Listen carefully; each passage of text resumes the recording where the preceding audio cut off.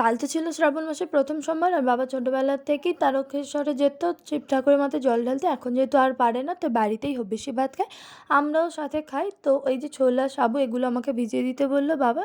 আর তোমরা কে কে শ্রাবণ মাসে সোমবার পালো আমাকে কমেন্টে জানিও কিন্তু। আর পাশের বাড়ি একটা জেঠিমাকে আমাদের বাগানে সবজি দেওয়া হয়েছিল বলে আমাদেরকে এই যে নাড়ু দিয়ে গেলো, সেটাও তোমাদের দেখিয়ে দিলাম। এই যে বাবা এদিকে হব্বিসি ভাতের পুরো মানে প্রিপারেশন স্টার্ট করে দিয়েছে। এই পুরোটাই বাবাই করে। এখন স্নান করে এসে এটাকে ভাতটা বসিয়ে দেয়। আগে মাটির উনুনে মাটির হাঁড়িতে করে করতো, এখন না সেসব করে না, এখন ঠাকুরের এই যে পেতলের বাসনেই করে। আর হব্বিসি ভাত খাওয়ার নাকি নিয়ম আছে যে গলা পাতায় খেতে হয়, সাথে খড়ের উপর বসতে হয়। তো সেই জন্য খড় যেহেতু পাইনি, তো একটা কি ঘাস টাস তুলে এনেছে। আর বাবা বললে নাকি হব্বিসি ভাত খাওয়ার সময় কথা বলতে নেই, মানে এমনই নিয়ম আছে। কিন্তু আমি এতটাই বকবক করি, তো আমি প্রত্যেক বছর ছোটোবেলায় ওই খাওয়ার সময় বকবক করতাম, আর খাওয়ার পরে সেটার জন্য ঝাড় খেতাম।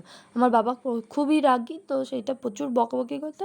আর তোমরা কে কে হব্বিসি ভাত খেয়েছো জীবনে কখনো, তো আমাকে জানিও।